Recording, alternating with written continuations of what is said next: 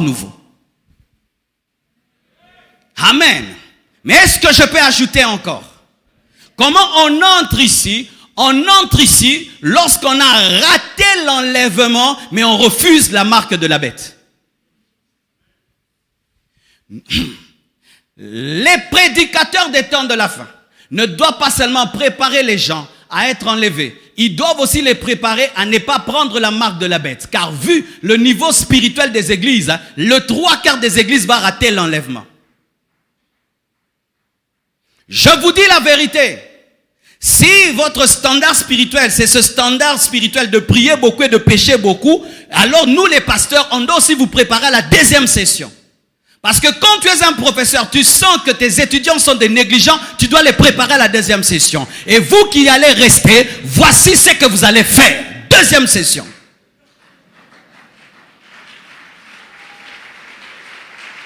Je suis très sérieux. Le Congo est rempli des églises. Pourquoi il y a la corruption? Le Congo est rempli de chrétiens. Pourquoi le pays ne va pas bien? Ce sont les mêmes chrétiens qui prient, qui volent, et qui volent, et qui volent, et qui volent, et qui prient en langue, et qui prient en langue, et qui volent, et qui volent, et qui prient en langue, et qui tombent, et qui se relèvent, et qui volent.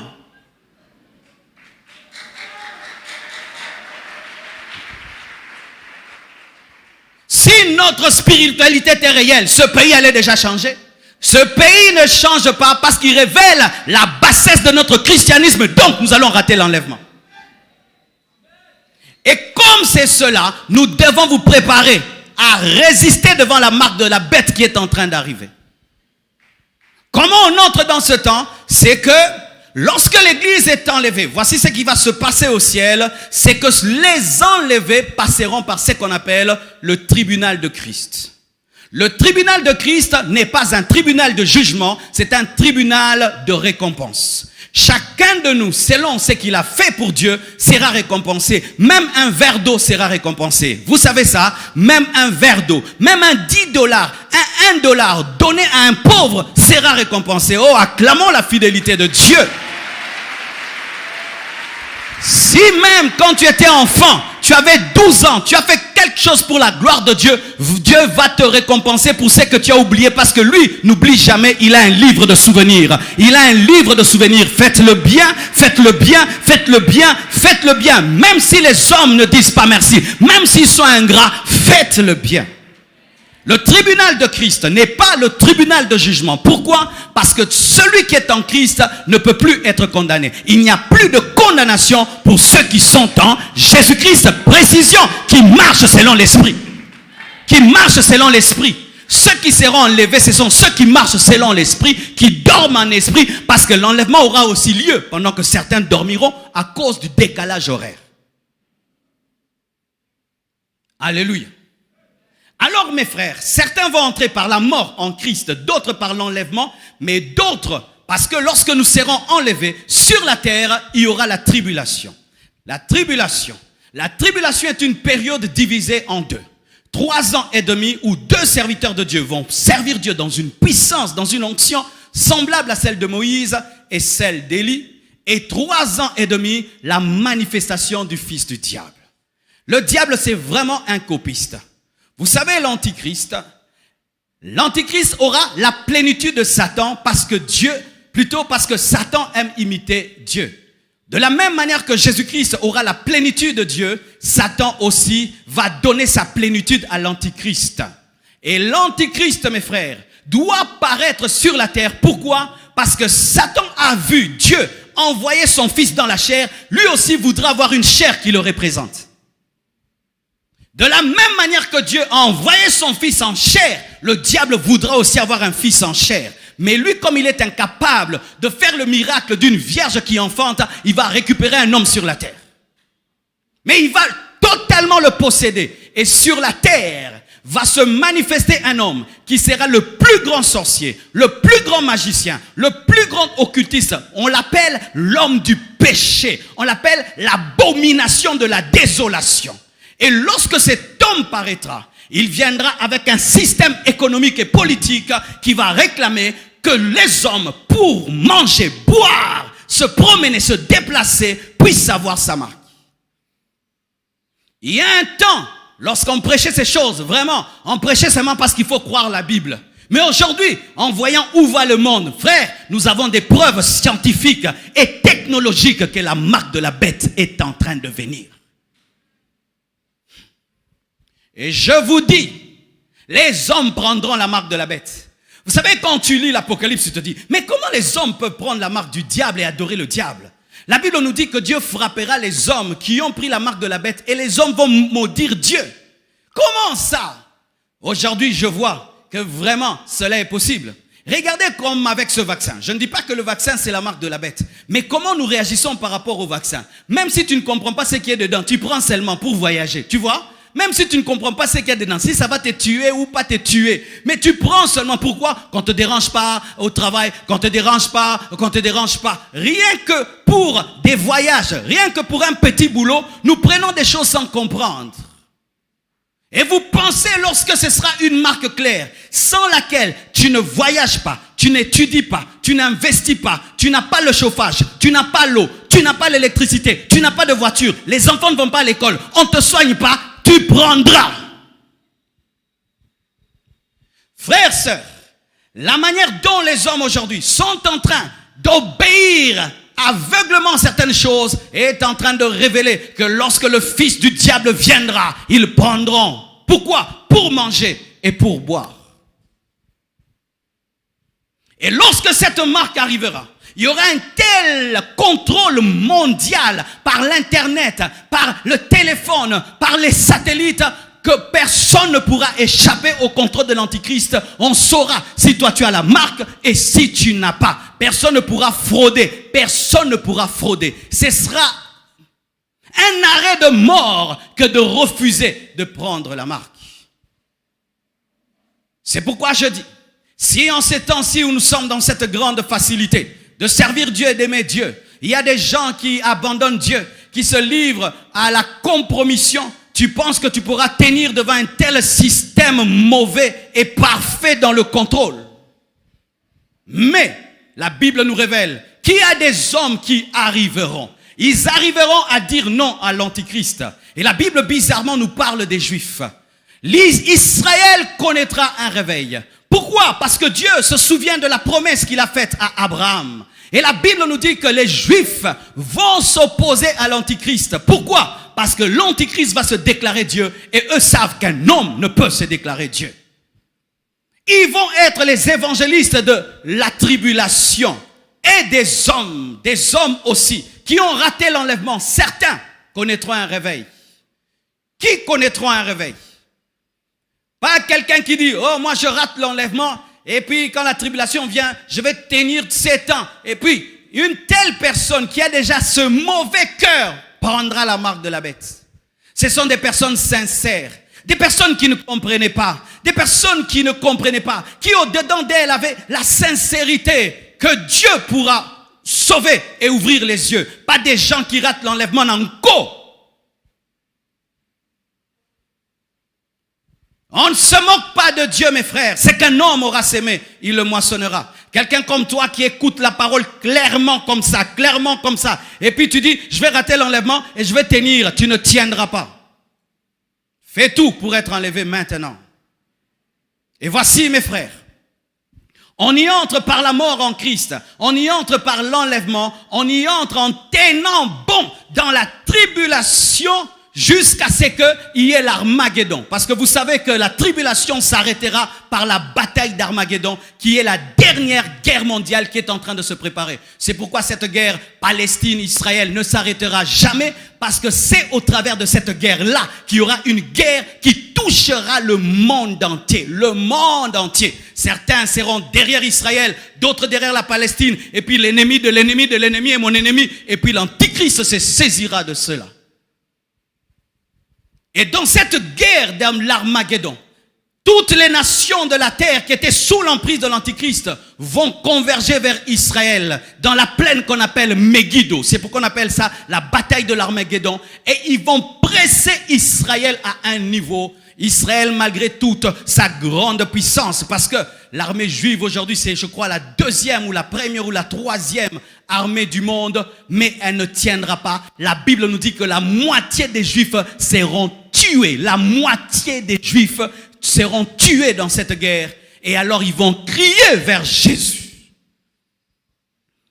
Quand ils vont crier vers Jésus, Jésus reviendra avec qui? Avec ceux qui ont été enlevés. L'épouse reviendra avec le roi. Et nous reviendrons et nous entrerons dans le millénium.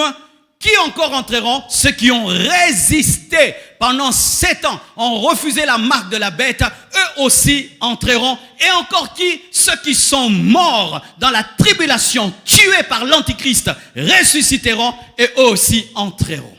Amen. Mais ce n'est pas encore la fin des temps. C'est 1000 ans, millénium, 1000 ans. Donc c'est le temps est encore là, mais c'est déjà le futur. Le futur, surtout pour les personnes qui ont été enlevées, qui sont mortes en Christ. C'est déjà le futur parce qu'elles ne connaîtront jamais la tentation du diable. Mais sachez ceci, lorsque plutôt les hommes entreront dans le millénium, le diable sera lié pendant 1000 ans pour qu'il ne puisse pas tenter. L'Antichrist et le faux prophète seront jetés dans le feu. Mais le diable sera lié pendant 1000 ans. Pourquoi? Parce qu'il ressortira encore. Pourquoi le diable ressortira après 1000 ans? Pourquoi? Parce qu'il y a une catégorie d'hommes qui doivent être éprouvés avant d'entrer au ciel, parce que tu ne peux pas entrer au ciel sans le vouloir. Aller au ciel est une volonté. Et qui risqueront d'entrer au ciel sans le vouloir? Ce sont les enfants qui naîtront dans le millénium. Mes frères, malgré qu'il y aura le millénium, il y aura des hommes et des femmes. Les personnes qui seront trouvées vivantes le jour de l'Armageddon, elles ne vont pas mourir. Lorsqu'il y aura la fin de la guerre et qu'il y aura le règne de 1000 ans, ces personnes vont entrer avec leurs femmes s'ils étaient mariés. Le 2, ils ont cru, ils ont refusé la marque de la bête. Le 2, ils vont entrer. Ça t'étonne. Mais la Bible nous dit que dans le millénium, il y aura même des gens qui refuseront d'aller adorer à Jérusalem et la pluie leur sera interdite. Le millénium n'est pas la perfection, c'est un temps où Jésus est en train seulement de donner un cours de politique aux politiciens afin de leur montrer comment on gère dans la justice et dans la paix le monde. Et la Bible nous dit que celui qui mourra à 300 ans, on dira qu'il est mort jeune, mais il y aura la mort. Dans le millénium, il y aura la mort. Le millénium n'est pas la perfection. Si vous êtes étonné que je dise qu'il y aurait des enfants qui naîtront, le millénium, ce n'est pas la nouvelle Jérusalem céleste. C'est un règne physique de Jésus sur la terre avec des imperfections, même si le diable sera lié. Amen. On est ensemble? Balance la main si tu n'es pas perdu. Réécoute la vidéo, ok? Alors voici, mes frères et sœurs, après 1000 ans, la Bible nous dit le diable sera délié. Et qu'est-ce qu'il va faire? Il va faire ce qu'il fait toujours. Satan a bon à rater. 1000 ans enchaînés, il pouvait en sortir repenti, humble. Non, il sort 100% Satan. Et il va directement. Tu t'imagines, on le sort d'une prison. Au lieu même qu'il se repose même un jour. Non, directement. Et il va rassembler les nations dans une bataille de Gog et de Magog. Et la Bible dit, il va séduire beaucoup de gens. Qui? Ce seront les enfants qui sont nés dans le millénium, certains, pas tous, certains, qui ont subi le règne de Jésus. Ils sont nés là, ils l'ont trouvé. Pour eux, c'est normal. Ils n'ont jamais connu notre temps. Ils n'ont jamais connu c'est quoi l'enlèvement. Ils n'ont jamais connu c'est quoi la tribulation. Ils n'ont jamais connu l'antichrist. Ils n'ont jamais connu cela. Et 1000 ans, c'est beaucoup. Et ont été là. Et quand Satan va amener quelque chose de nouveau, ils vont croire. Et c'est alors qu'il y aura maintenant le jugement dernier. Certains maintenant, tous ceux qui n'ont pas eu leur nom inscrit dans le livre de vie et de l'agneau seront jetés en enfer parce que pour l'instant, personne n'est en enfer. Les personnes qui meurent sans Christ sont dans un mauvais séjour de mort qui est déjà le couloir de l'enfer, mais ce sera en ce moment-là que l'enfer sera ouverte. Et maintenant, il y a ce qu'on appelle la nouvelle Jérusalem céleste, les nouveaux cieux et la nouvelle terre. J'aimerais vous donner une précision. Souvent, on dit que la nouvelle Jérusalem céleste, les nouveaux cieux, la nouvelle terre. C'est souvent une confusion qu'on fait. Sachez que bibliquement, il y a d'un côté la nouvelle Jérusalem céleste et d'un autre côté les nouveaux cieux et la nouvelle terre. Je sens qu'on doit lire ça, n'est-ce pas? Prenez un verset.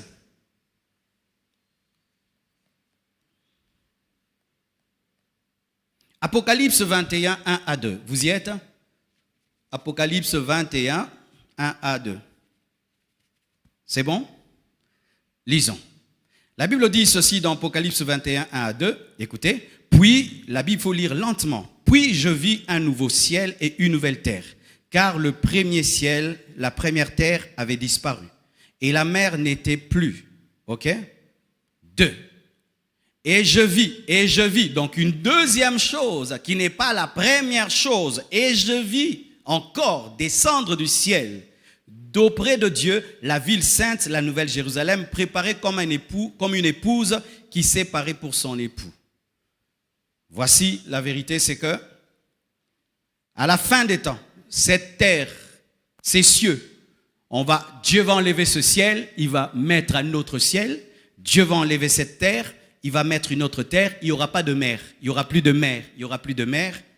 Et maintenant, dans cette nouvelle terre et ces nouveaux cieux, il y a une ville qui viendra pour devenir la capitale de la nouvelle terre et de nouveaux cieux. La nouvelle Jérusalem céleste, c'est la capitale de la nouvelle terre et des nouveaux cieux.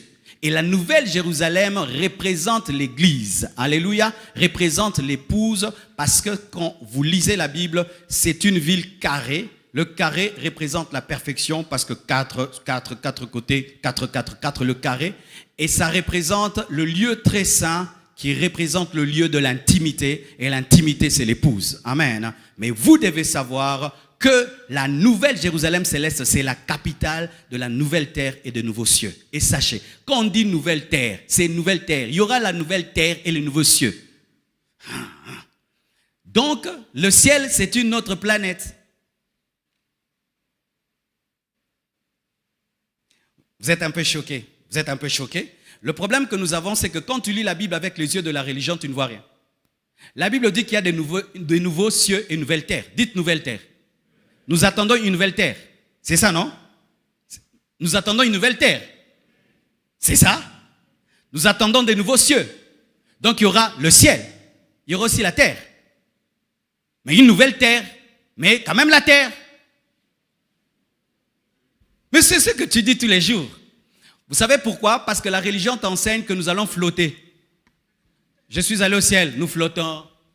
Non, ce sera une nouvelle terre. En soi, Dieu, lorsque Adam et Ève ont péché et que Satan a perverti le jardin, son souci a toujours été de recommencer et de ramener le jardin. Mais cette fois-ci, dans le nouveau jardin, il n'y aura plus le diable, alléluia, mais il y aura sa présence. Quand on parle, c'est pas qu'on sera des esprits. Non, non. Ce sera une vie, une vraie vie. Amen. Mais pas sur cette terre. Maintenant, les témoins de Jéhovah enseignent mal cet enseignement parce qu'ils disent c'est seulement ici. Non, ce ne sera pas ça. Tout ça va être détruit. Tout ça va partir. Dieu va faire autre chose. C'est ce qui est écrit. J'ai besoin de vous expliquer cela en quelques images pour que vous puissiez retenir. J'ai besoin de 4 frères qui vont m'aider à vous expliquer cela. Acclamons le Seigneur. Ils sont où? Les gens de Is.